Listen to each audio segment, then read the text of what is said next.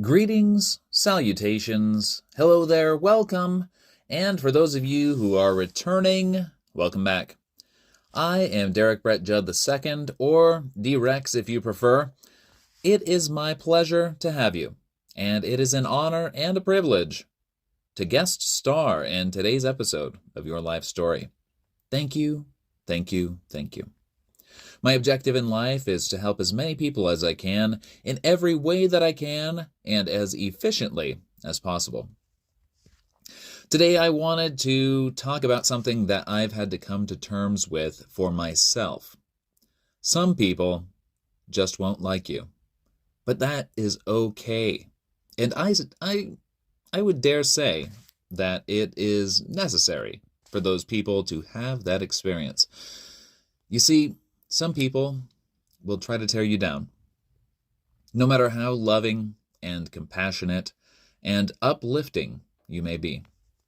Some people just want to bring you down to their level.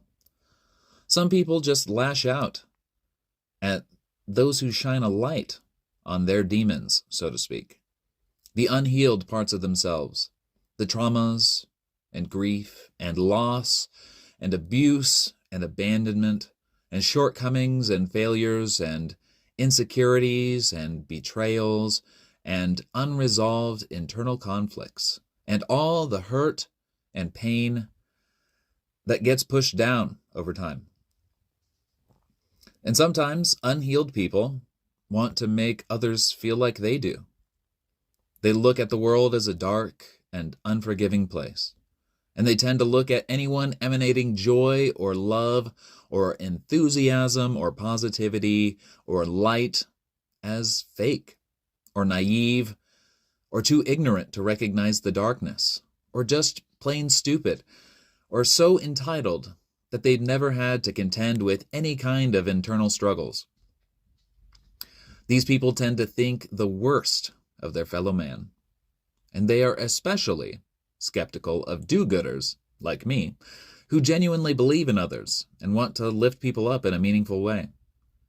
These brightly shining individuals are like kryptonite to them. And you might think to yourself, well, forget about those people. F them. Who needs them? But I would encourage you to consider another perspective. As mentioned before, they lash out because they are unhealed. They haven't begun to process their traumas. They haven't come to terms with the bigger picture in their lives and how each of those experiences have brought them special insights. They haven't gone through the inner work necessary to see the lessons these hardships can teach them. But this is often due to some form of external conditioning or a lack of guidance in their lives.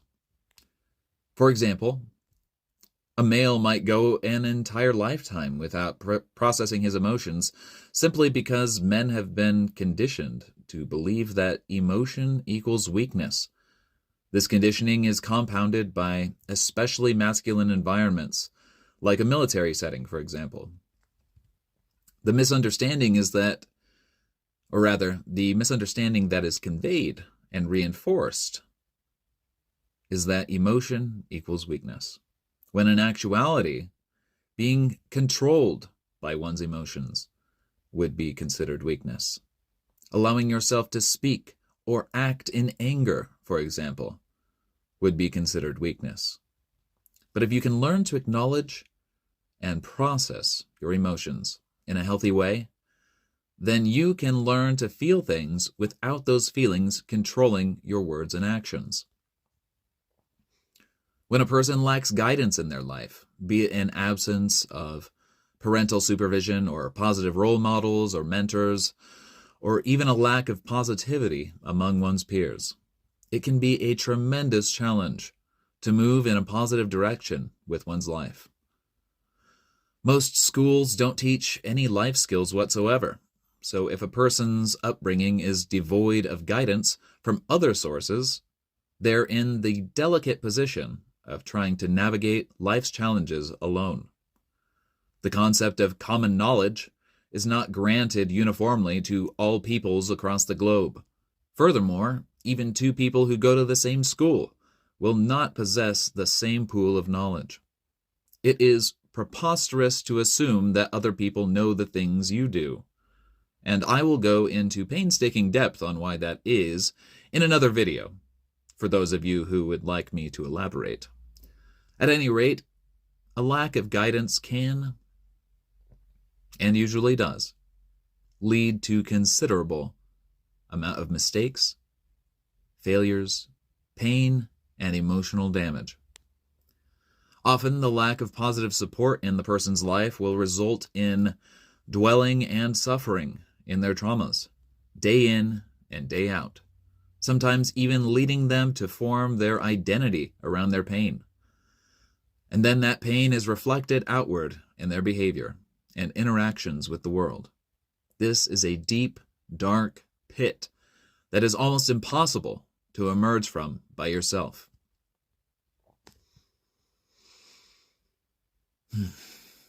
But that's where folks like you and I come in.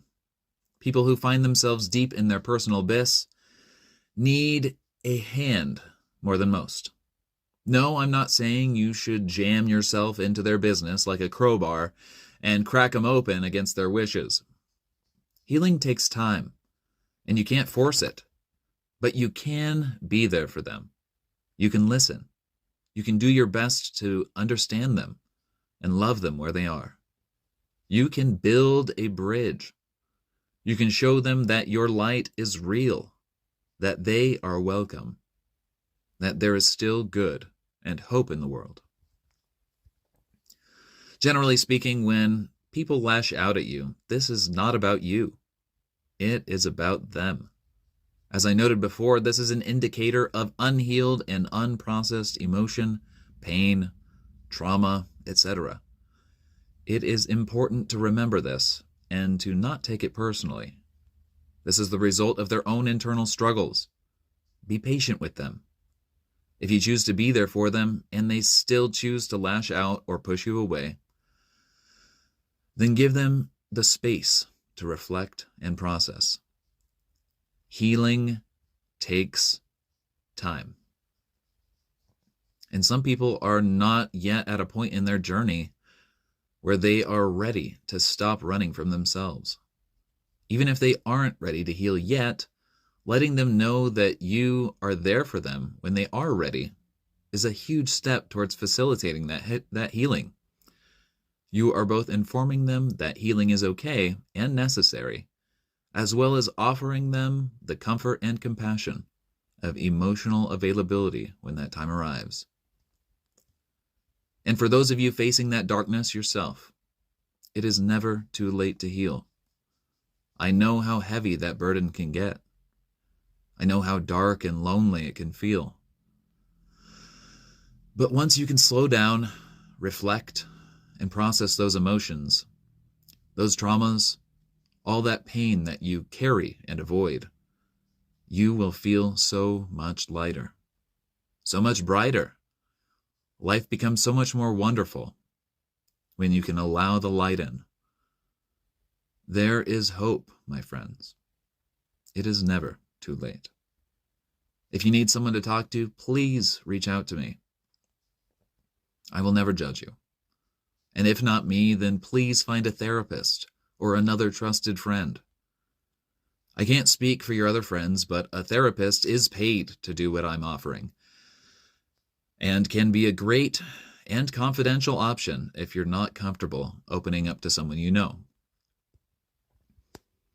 To summarize, some people just aren't gonna jive with you.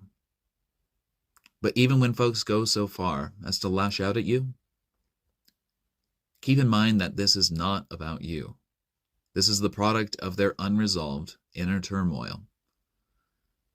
Try not to take it personally. Be patient, compassionate, loving, and kind. And never dim that light of yours. Once again, I am Derek Brett Judd II, and if you have watched this far, I greatly appreciate you. Please like and subscribe if this has been beneficial to you, or if you'd just like to join me on the journey ahead. And if you'd like to share anything, or if you've got thoughts or questions, please leave a comment below. Spread love, help those you can, and hang in there. I believe in you. Take care.